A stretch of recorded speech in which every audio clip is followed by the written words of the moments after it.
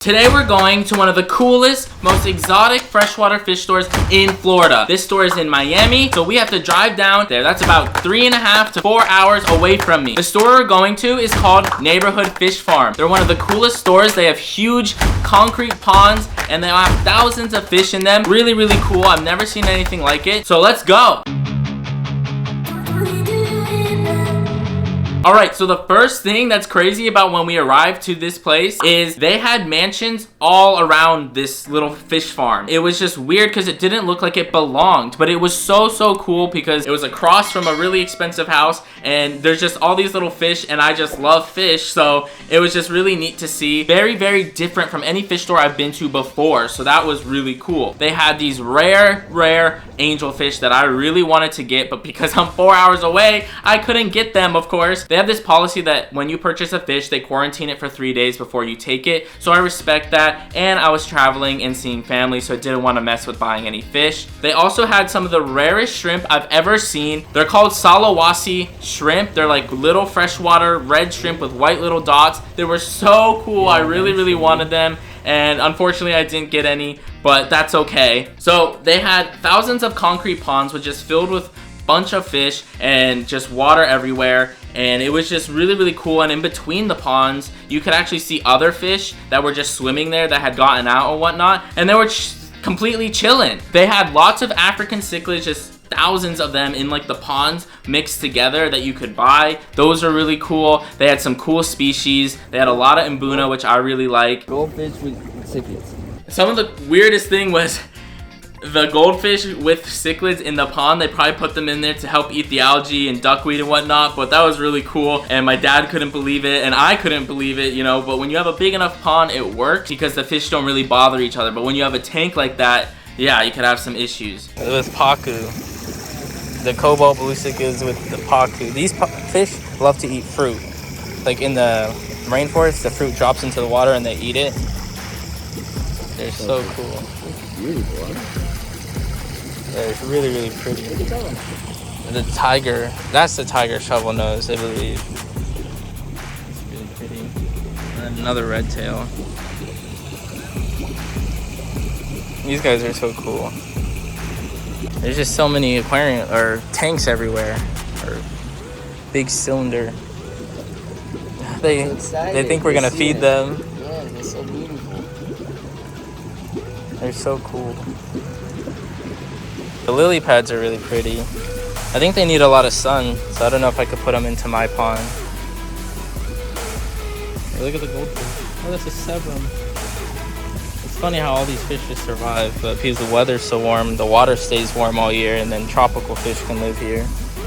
Another really cool thing that made me so excited, that was like the Amazon sword plants that grow on the side of the ponds. So all the plants we have in the tanks behind me, those are naturally grown out of water a lot of times and then brought into the water and then convert or whatever. But these were just growing out of the water, so it was really cool to see them like how they're normally grown for the aquariums, and they were just like super big and they were like really cool. I've never seen them like in person like that. And then it gave me an idea, why don't I just put my aquarium plants outside my pond, because I've been looking for pond plants and those would grow perfectly fine as well. They also had like a really cool taro plants or elephant ear plants just sprinkled around, and they had like purple or black ones that were really cool, and the green ones, which I also got for my pond recently, so stay tuned for that video. They had so many guppies. There were blue guppies like by the hundreds in like a pond. They also had like orange ones, mixed ones.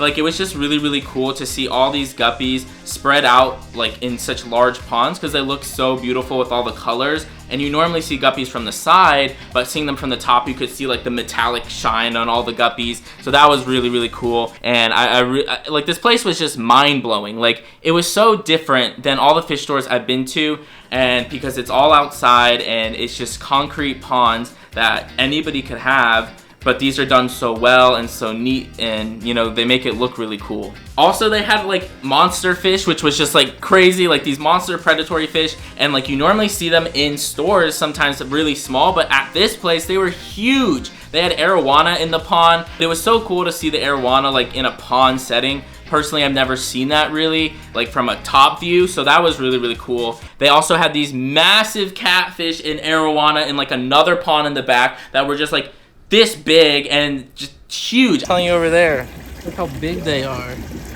Look at the giant. That's what I'm saying. This giant catfish. That's the arowana. This is the red tiger, and then the shovel nose. Yeah. Oh my god. Look at it. They're enormous. I've never seen red tail cats or any of those catfish in arowana that big before. I've seen them a little, but I've never been anywhere that red tail catfish were like 3-4 feet and whatnot, or 2 feet, whatever it was just so cool, and it makes me want to have a predatory pond like that. They also had like the pangasius catfish, the ones, the catfish I get like this, that are just massive when they grow, and they grow really fast. They had albino ones. Those are really cool. Something that I thought was just like also super cool to see was like in these ponds, they had thousands of fish and hundreds of fish or whatever, just mixed with different kinds. So, like you had African cichlids schooling with like red tail catfish. So many. And the water is quite low. I wonder if they do it on purpose. This is like goldfish, African cichlids all schooling together for koi.